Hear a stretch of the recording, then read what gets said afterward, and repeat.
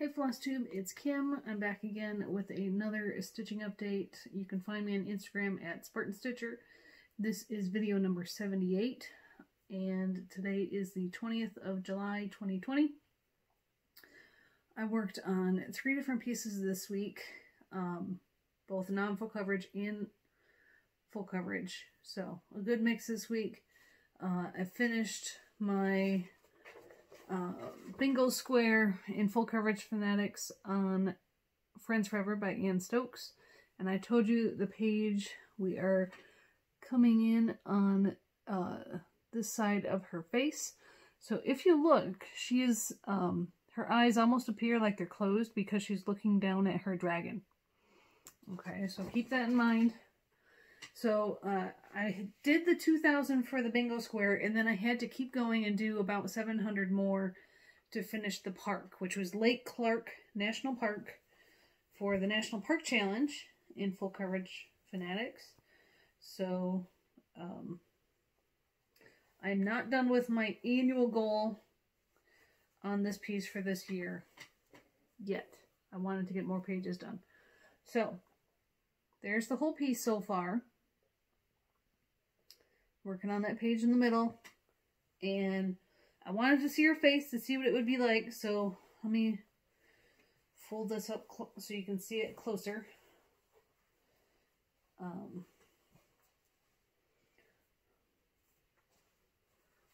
I've got, you can see here's going to be one eye and here's the other eye. And the way the light is hitting her face, so this is the light side and the shaded side. So we'll see how it turns out. Excuse the little bits of gritting, but you can see where the dragon's tail is going to come and wind around, and his wings are going to come down, and then here's more of just the carved part of the throne. So that's what her face looks like so far. Again, I told you I wanted to get more done on this piece, so I'm going to keep working on it and keep concentrating on her face to see if all this is worth it. I want to see her face and see how it's going to turn out. So I know the throne looks good, but I want to see her face. So I will, no plans to work on it the rest of this month, but you'll definitely see it again this year. So that is Friends Forever, 25 count Lugana, 2/1 cotton on 10 stitch. That was for the dragon square and bingo, and at the end I'll show you my bingo board. Then I pulled out Big Red Ship of Life by Ink Circles so to get my monthly rotation done on it. And I was starting, let's see, this page right here. So the third page on the second row, which starts right on this side of his little staff that he's holding and goes a little bit past this mast. So I did 1,300 stitches. It did take me 3 days because I did have my migraine this week, and we had some other things going on this week that I'll tell you about when I'm done with the stitching. So just over 1,300 stitches, and there's where I'm at so far. So that's the whole thing. And then let me get you closer. So I did some of these motifs. I gotta say, I gotta use the word motif on purpose for someone specifically who's tired of the word motif. So I finished his staff and started bringing the sail down. Did the bottom of the ship and this little bird type guy and all these. So here's the page break line. So I finished up these motifs, brought down the mast, and there's where your page break is. So I just kind of did everything all around the outsides of the page. So it's not easy to see that it is a third of the page because I want to get a page done every 3 months. But I know by stitch count, approximately 1,300 stitches is a third of however many stitches in a given page. Take that with a grain of salt, as some pages have more stitches than others. But I know that's a decent amount to get done. So 28 count mushroom even weave by MCG Textiles, stitching with DMC 3808. So that is Big Red Chip of Life on the 4-year program, 4 pages a year. And then I went back to full coverage to work more on my bingo squares, and I took out Trick or Treat. I've already done 2 bingo squares on it this month, and I need to get 2 more in order to finish the park, which is Kenai Fjord National Park, if I'm pronouncing that correctly. Again, I'm doing this one Extreme Cross Country, all the black first, and I had nearly, let's see, I was on, I had gotten about this far on this row, so I finished the row yesterday. Was it yesterday? Yeah, I finished the row yesterday and posted it, and then continued on to the next row. So I've got about this far, and there are 2 more rows of pages. You will see there's some black highlights in this little turret, and I think that's where I am right now. I did take it apart so you can see the entire thing. So the bingo square I did yesterday, or I finished the bingo square today. The row yesterday, finished the bingo square today for dog or cat, because there's 3 cats on that one. I need to get 1 more square, so 2,010 stitches, but only 1,600 of those are for the park, to finish the park on that one. Now let me make sure I have this the right way. Now that we are in the trees, you're going to see, well, we want to show you the front. It's a lot more onesie twosies, and I'm carrying stuff all over the place just to get all the stitches. Hold on, let me unroll this so it doesn't yank on the fabric. Alright. We're going to have to scroll up so you can see the little bit I've done. Again, look at my blue marks to see where the page lines are. So here's between here and here. That's the row of pages I'm working on now. And here is the bottom of that turret. So that was the finish of the dog or cat. Hold it back as far as I can. I can't see what you're seeing. I can kind of see. There you go. I posted pictures of these in Instagram, the Haid, the official Haid group, and Full Coverage Fanatics. So there's the entire thing. Scrolling up and down. And then you can see where I have 2 rows of pages left. So the top of the row here, and then my little, that's going to be the top left corner. Right there. So, and the top row page is going to be fun, because that's where the bats are. And the witch. So, I will continue working on this way. This row doesn't have many stitches in it, but the next one with the witch and the bats does. So we'll see if 2,000 more 10 stitches will get me a row finish. I only have, I'm thinking it will, because I have like between 3,000 and 3,500.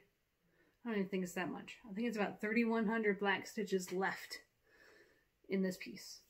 So doing 2,000 more for the next square will see me about 1,000 stitches short of finishing the black. So my dilemma this week and for the remainder of the month will be, do I go for the bingo line or do I go for finishing the black? And then the other thing is the monthly theme this month in Full Coverage Fanatics for the Around the World is India. We're going to India. And I'm supposed to put some stitches in on Museum Shelf because it has that little India portion with the Buddha and some of the other Asian things in that one shelf. And I don't have the picture here to show you. But I was going to work on Museum Shelf, and I haven't touched it yet this month for bingo. But let me show you my bingo board to see if I have time, what I'm going to be working on. Put this down. Okay. So again, the squares outlined in orange are the ones that are complete. So I had my first bingo after I finished Friends Forever on dragons. And here's the square I just finished today for dog or cat. Now, I have the geometric, that's going to be my last square on Trick or Treat. And then the mode of transportation, I don't think I've started this one yet. So I have 1,000 stitches to do on Macintosh Mill to get my second bingo. Or I go to finish all the black this month. I showed this to my Trick or Treat to my husband. He said, you better hurry up. You know, Halloween's coming close. Halloween's coming pretty quickly. And that made me think, why don't I just shoot for the goal of finishing the black before October?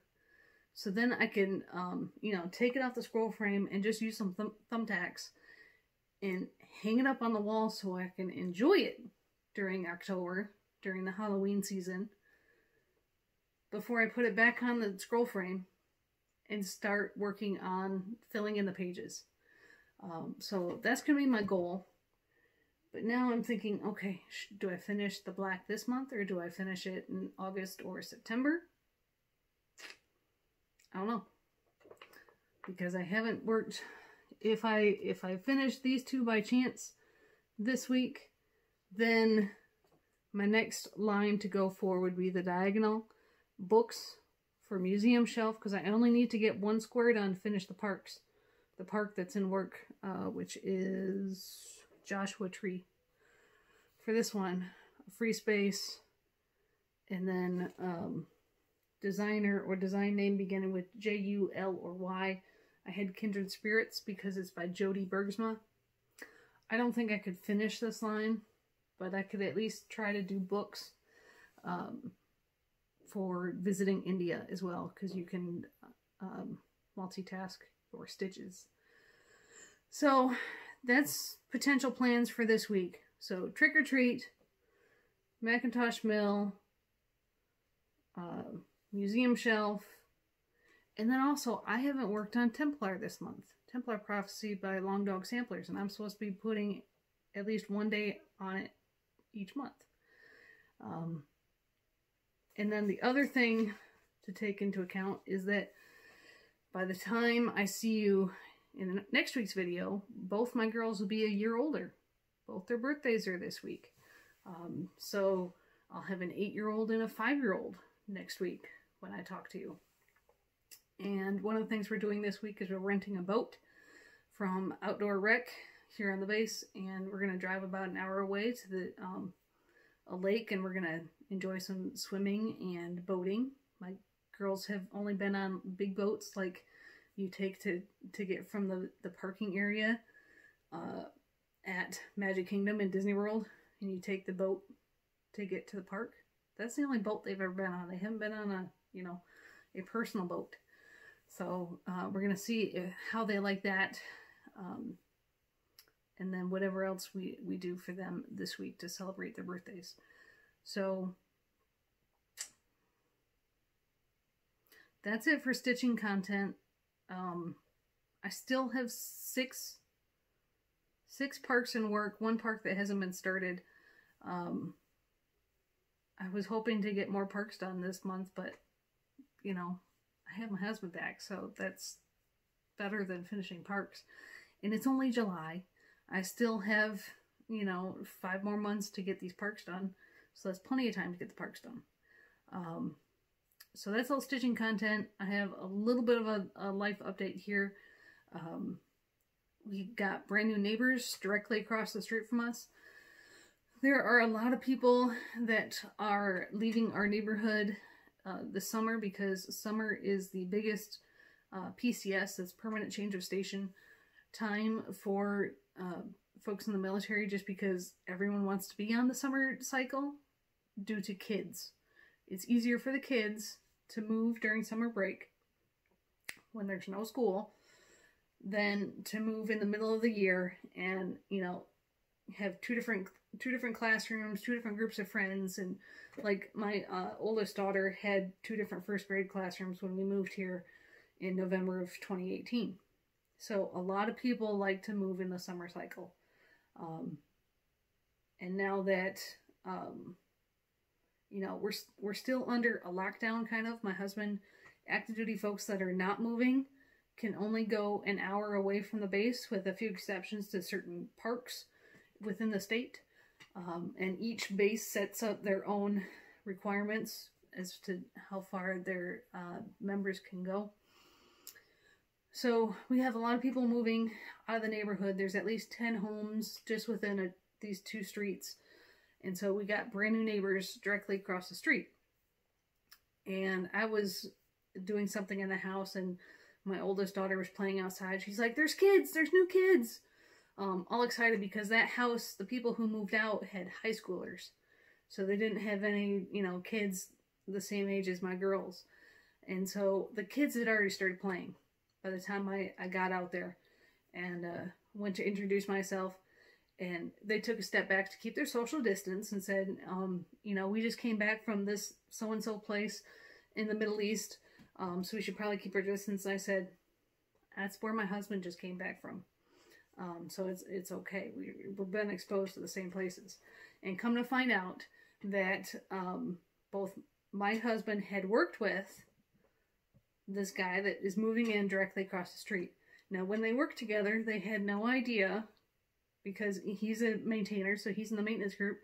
You know, they had a working relationship with each other, but didn't know each other well enough to say, yeah, well, by the time I'm leaving here, I'm moving to this Air Force base in North Dakota. So pretty interesting.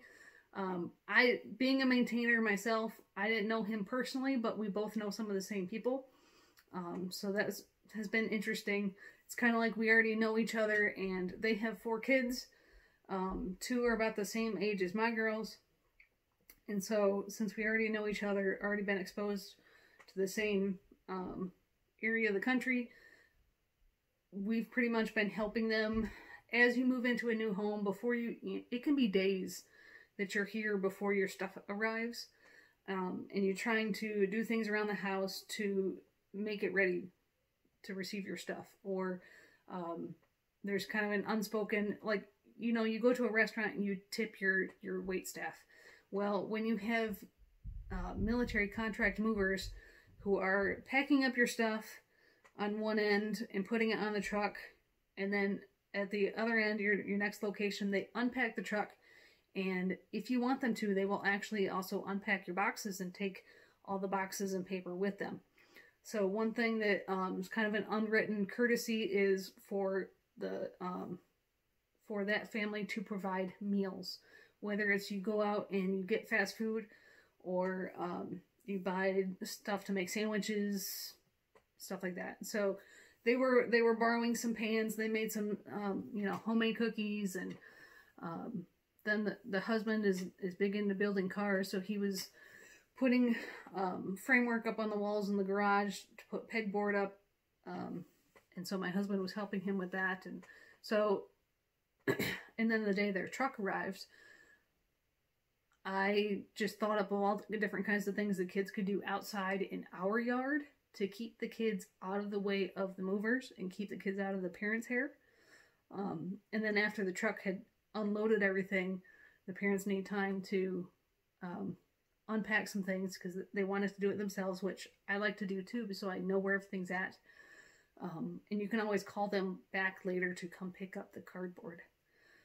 So we had all the kids over to watch a movie while their parents helped put together beds, and, you know, pull out the absolute necessities so you can actually start living in the house that night once your stuff arrives, instead of living in the visiting officer quarters here on the base. So that's been our week. And then this week's going to be birthday stuff with the girls. So a little bit of life update there. Plus my husband did his in-processing this week. So he was gone a little bit for that. and now he's doing his R&R time, his 14 days R&R. So I hope everyone is having a good stitching week, and we'll see you next week and see how much I get done. And probably also have some stories about boating and going to the lake. So, all right, guys. Talk to you later. Bye.